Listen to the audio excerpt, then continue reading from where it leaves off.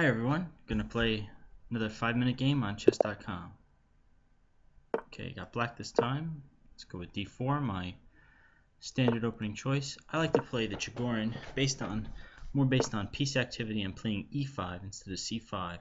The e5 break in this opening is more important. This is an interesting line with knight c3. More common is taking on c4. I prefer this knight move with knight f6. I've actually won some quite nice games over the board with a similar position with the colors reversed. Similar idea. We'll see if we walk into the main idea here. Normally white will take. I'll take with the knight, then they'll play e4, but I'll be able to exchange on c3 with a gain of time. This just looks like it drops the e4 pawn, so I'll take it. If he plays d5, I can play knight e5.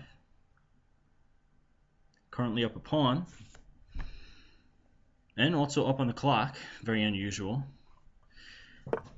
Let's see. Okay, so it seems like the idea here is going to be, well, his idea is probably to try and play knight b5 and attack c7, but knight g6 comes with a gain of tempo, which will allow me to play a6. Should give me enough time to do so. So I don't see how. I don't think he has much compensation. Well, maybe he doesn't need compensation. Maybe he only needs to win the pawn back. Let's try this. Queen a4 could be annoying. Queen b3 instead. Alright, I have no problem playing rook b8.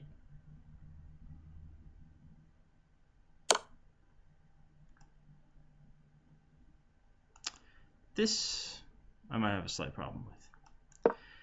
Maybe not. I'm going to hold on to this pawn for dear life. Okay, this is an issue. So much for holding on to that pawn. I completely missed queen takes a7. b6 then would have been more prudent on queen b3. This is an issue for sure. Now I have to play rook d8. He's going to get a second pawn. Well, he's gotten his pawn back. He's going to actually go a pawn up with queen takes b7. I have to try and develop as quickly as possible. So let's kick this bishop away. Knight on g6 actually does a good job of controlling the retreat squares, h4 and f4. Ooh, that is particularly nasty.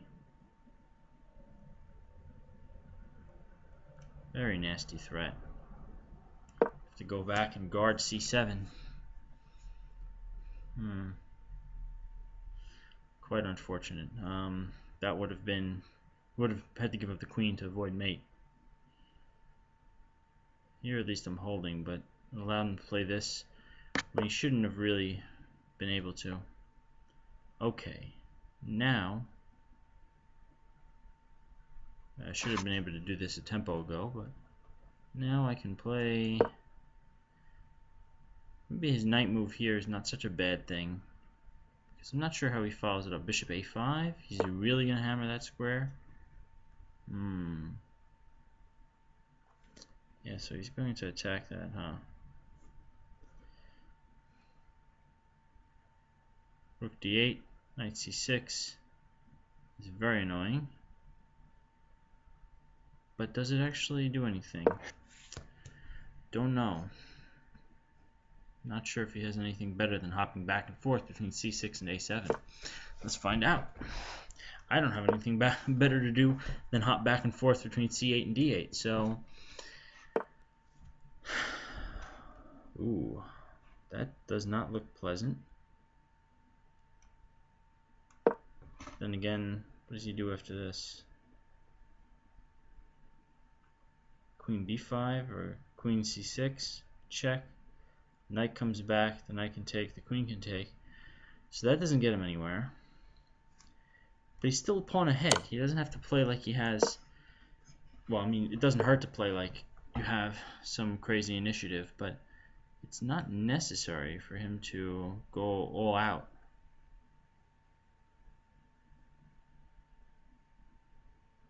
Let's try here.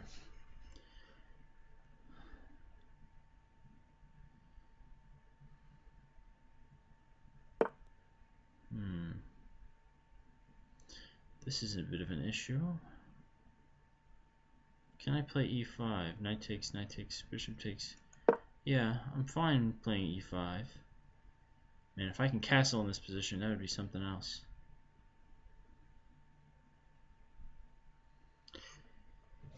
It's about 9 o'clock, and I am completely sleep deprived and delirious at this point. So I am amazed that I'm actually even on time and have a somewhat playable position against this guy. Can I even dream of bishop c5 and then attacking f2? Is that even possible? I guess it is. His attack looks scary, but the thing is, white is not including any of his other minor pieces. He's just trying to attack and win things using these two pieces alone, and it really shouldn't be sufficient. I mean, here, for example, I have knight c5, and it defends c8, and it attacks the queen, and I'm starting to develop. I wanted to put a bishop on that square, but see, he pre-moved that, thinking there was no way I could defend it. This is basically lost for white now, and let's be honest. Give up your queen for a rook. I don't see the compensation. Don't have any tricks on e5. Your knight in c6 looks beautiful but has nowhere to go. This is the kind of move that lesser player might make, thinking, great, I've gotten my knight to a great outpost. If you don't have other pieces to back it up, I could just avoid the squares that it's attacking. So let's see here. It's attacking this knight.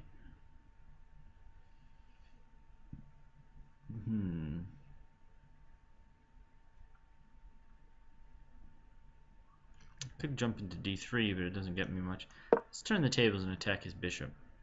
Still can't take on e5. If it goes back to d2, I feel like I've accomplished something. My knight might be a little out of play over here, but listen, all I need is a move or two to develop, and it should be good.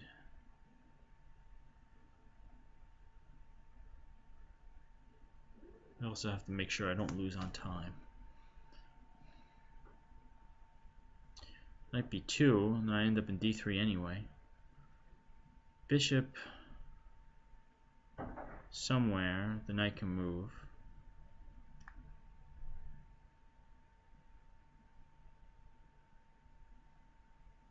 You know, I'm up in material so much. Let's play bishop d6. If he plays c5, I'll sack my knight for 2 pawns.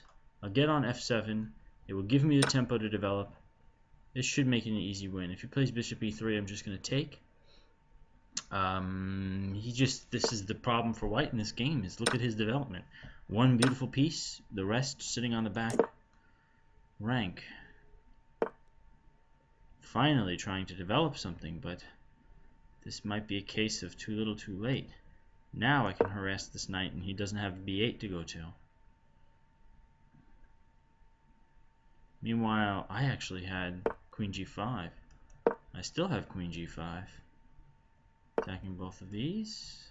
I'll attack this. Hitting the rook, how do you defend it? I control f3. Thanks to the e4 pawn. These advanced pawns usually are good for the squares they control. Right? Again, hinders his development here. I'll take it. I don't have a lot of time to consider the ramification of my actions, so take first, ask questions later. Like pinning this bishop. This looks good. Why not? Let's go for f3. Let's still go for f3, even though his king is running. Doesn't make much of a difference to me.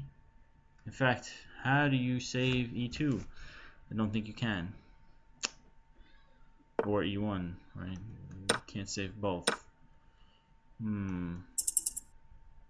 Let's hit e3. Okay, we need this guy in the game too. All this talk about developing pieces. It would be silly if I didn't do the same. Oof, I'm low on time now.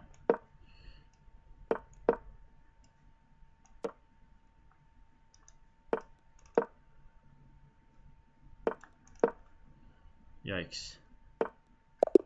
Ah, lost on time. Oh, it was a tough match.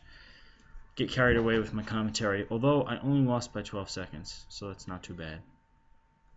Alright, thanks for watching.